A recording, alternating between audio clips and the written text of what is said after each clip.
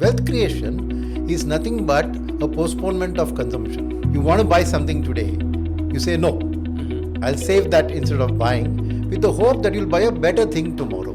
It's only by late 87 or 88, soon after I got married, that I first started investing in mutual funds. Do you remember your first real profit booking then? Yeah, sure. And I think that what I did then holds good today, right? My first profit booking was to buy a Sony stereo.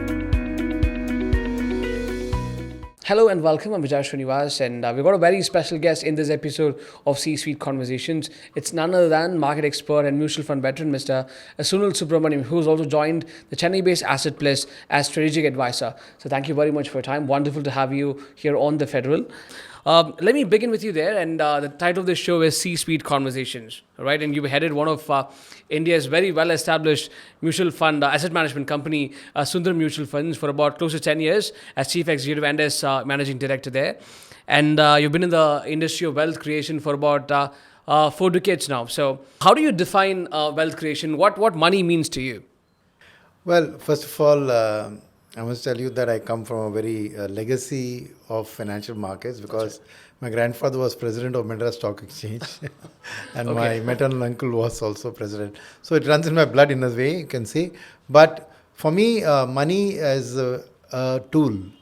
It's a necessary but not sufficient tool to achieve happiness. Okay?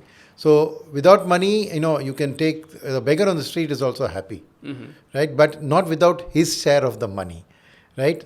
He may be not totally penniless. So whatever money he gets, he learns to live within it. So it's what you put money to use. I think that's where the power of money lies, right? And I think that is absolutely critical and essential. And wealth creation is nothing but a postponement of consumption, right? You want to buy something today, you say no. I'll save that instead of buying with the hope that you'll buy a better thing tomorrow, right? And why the thing is better tomorrow?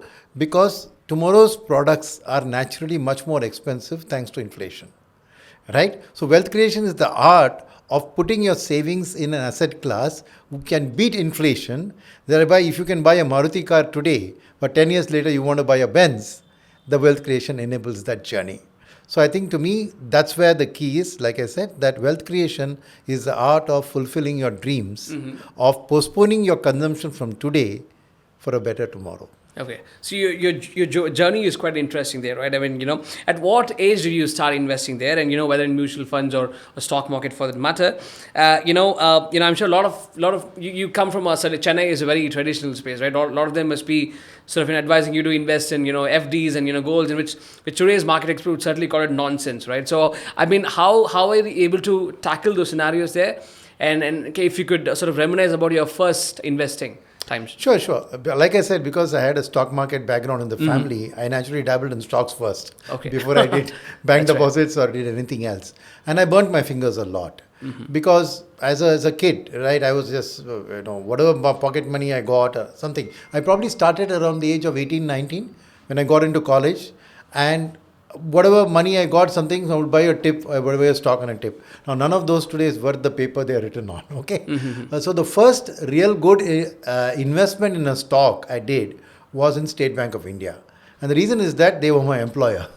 So I joined State Bank soon after college, and then the company had a share program which they all asked us to buy in, and there came an issue. So I bought it. But that's one share that I bought, I hold till date. I haven't sold a single one of that. So I think that the investment in mutual funds started much later.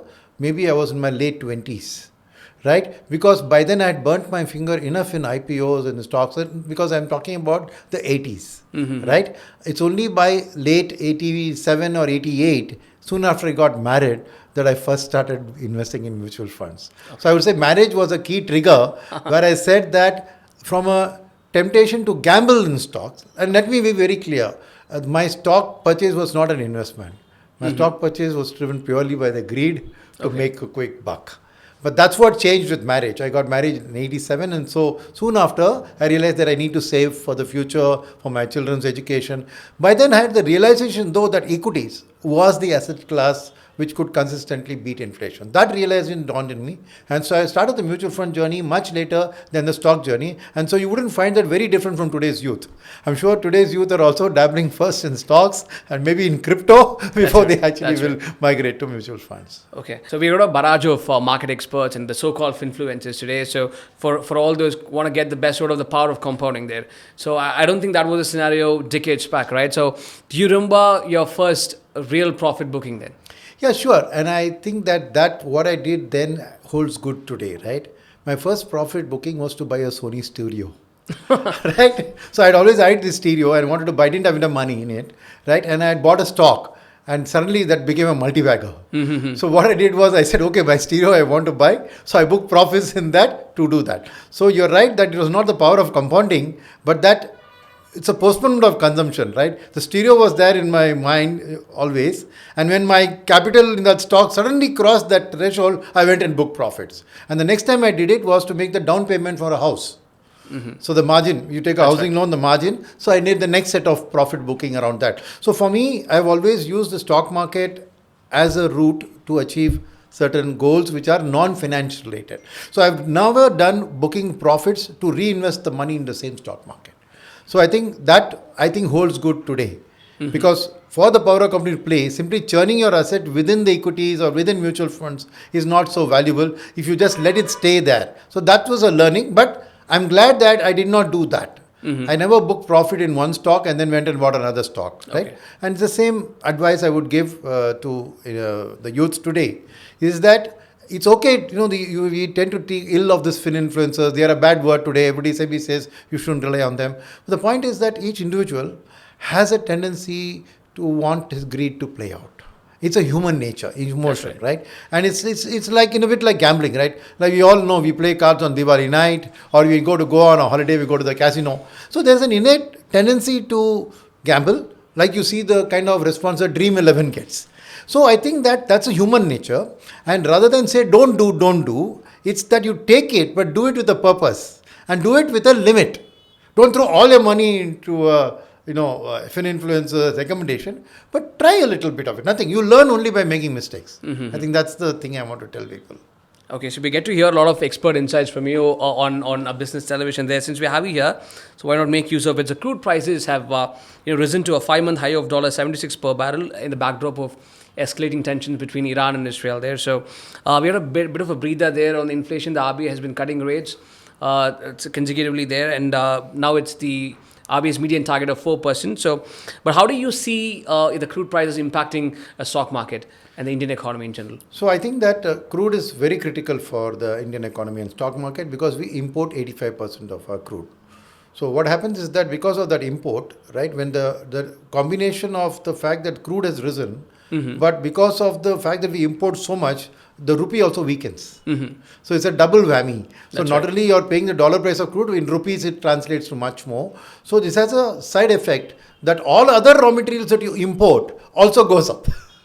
So it's not only crude, but let's say you're importing whatever, steel or iron or any other raw material not related to crude. But because the currency has weakened, the costs become more, right? Now, as far as inflation is concerned, right, I think 2-3 things are there. This may not immediately impact inflation because crude is a small proportion of the CPI basket. Okay, one. Second is the felt inflation by the people, right? One is to say CPI, WPI, these are numbers. That's right. Felt inflation, the government makes sure that they, by giving subsidies to the oil marketing companies, don't allow the petrol prices to rise. The flip side is they don't allow it to fall when crude prices fall too. But it's reasonably stable. So if you look at the petrol price on the ground, it's reasonably stable. So I don't expect this particular crude price hike to really lead to any big inflationary pull, except for a delayed impact by the other materials which are going to go. But all said and done, most of the people who buy crude, the companies who buy crude, hedge their crude. Okay. So when the prices were low, a lot of them would have bought forward so that the current price rise doesn't happen. So this is a real threat only if the war proceeds for a long time. Okay. Right? And I don't expect that to happen. Unlike the Russia-Ukraine war, this will not last for years. It will come to a conclusion, maybe not in a week or 10 days, but in a month or 2 months. Right? One. Second is, in that short run, it could go even higher. Right? Why? Because if US is now going to enter the battlefield, then what will Iran do in retaliation? Will they stop the tankers from going through Hormuz Strait? So there's a lot of uncertainty which is playing its role in the stock market. So overall, the stock market is nervous because of the crude. But if you have a 3-month forward look, I think things will stabilize and crude will no longer be that a worry. Because overall, the world is in a slowdown mode because of tariffs. So in a slowing world, demand for crude will not be very high. It's a very short-term phenomenon. How short-term? Your guess is as good as mine. Right. But if you are a longer term investor, you really don't need to worry about the short term spike. Is my we'll get to know about the tariff in July first week, I guess. So, given the current volatility and talk of a global slowdown, Trump tariffs here, are fund houses sitting on cash or going all in? What's the sentiment you see among the fund managers in general? So, I think they were sitting on cash till the end of May, right? I think their cash balances month on month were going up, right? And from the month of end of May, June, they have started deploying. They are now deploying. Now, what was the reason for this? The reason for this was the fact that the earnings season was in progress. So, domestic fund managers, mutual funds, like to know about the future of the companies based on their earnings. When they talk to them saying, how do you look at the future? The guidance, they call it. That's right. For next year. Because most fund managers are not buying the quarterly performance. They are buying the future quarter performances. So, I think since the earnings season starts from the 10th of April and goes on pretty much till mid-June or maybe end May, most of the results come through, they were cautious. So that's why the month-end cash balances were going up. But if you see in June, I'm seeing a huge deployment by mutual funds. So I think now there is clarity around the earnings guidance, they are now deploying the cash. So I no longer see this month that they will be actually, if you see the numbers of the FII flows versus DII flows are multiple times the FII purchases. So that means the mutual fund managers have started deploying in the month of June.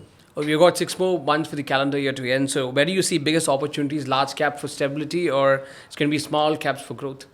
So I think that if you have a 6-month outlook, it's large caps. Because small caps earnings have been good. It's not a problem. But a lot of the future is in the price. And because the floating stock in small caps is less, a small change makes a huge change to the stock prices.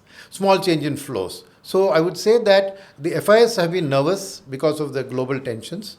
When the global tensions ease, the FIs will come back. When the FIs come back, they tend to be in large caps. So I see a lot of buying support in the short term by the end of the year from FIs. Second is one big trigger which should happen over the next few months is the signing of the BTA.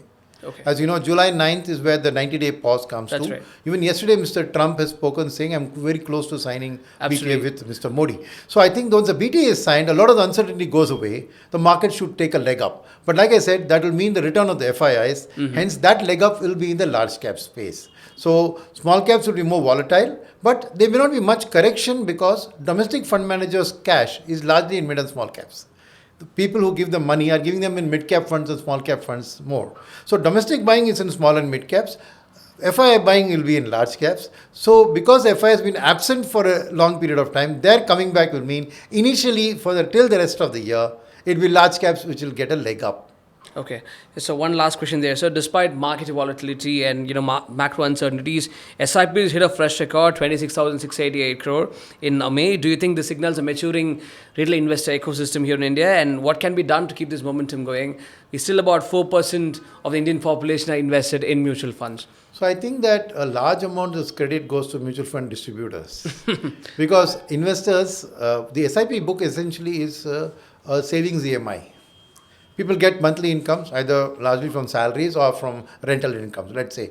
Right? You spend or you save, right? It's the distribution committee which has convinced them to save and instead of saving in a recurring deposit with a bank to come to the mutual fund industry.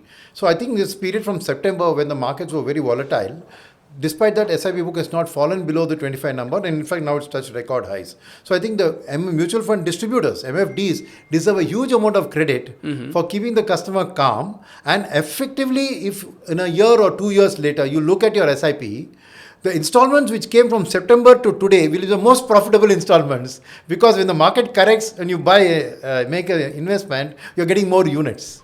So I think that not only is the investor maturing, I think the distributors are also maturing because there are 2-3 things here. They're aligning the savings to the income flow of the customer. That's one. Second is the fact they are teaching them about the long-term nature. And I think overall we used to have a huge credit to the NDA government, the way they have taken the reform agenda and the way that we are now the fourth largest country in GDP in the world. Right. So I think all those good news are also filtering down to the people. And finally, of course, bank deposits with the RBI rate cut, the rates are coming down. So the competition for the mutual fund from the deposits is also coming down. I think all of these factors have made sure that during a volatile time, people have stuck to their SIPs. But now with all this volatility easing, and the latest being this war which eases, I think the SIP book should easily touch 30,000 crores by the end of the year. So I see this as a long journey growing. The 4% number of penetration, I think that's why we need more and more MFDs, which is where AssetPlus Academy's role in getting more MFDs in the system is of huge value. Because unless you go and tell people about the benefits, and you need that intermediary to do that, because we have only 50 AMCs in the country. So, all their staff strength put together cannot cover even 0.5% of the population. That's right, yeah. So, you need this army of salesmen, MFDs, to go and convince people about the long-term nature, to promote SIP, to do that. And I think that's where I think this AssetPlus Academy has come at a very crucial time in the evolution of our ecosystem. And I'm sure that it will be a great, great thing for people to come in the years to come. Thank you very much. That's a nice way to put. So, no less riveting talking to you. Thank you very much. Thank you. Pleasure.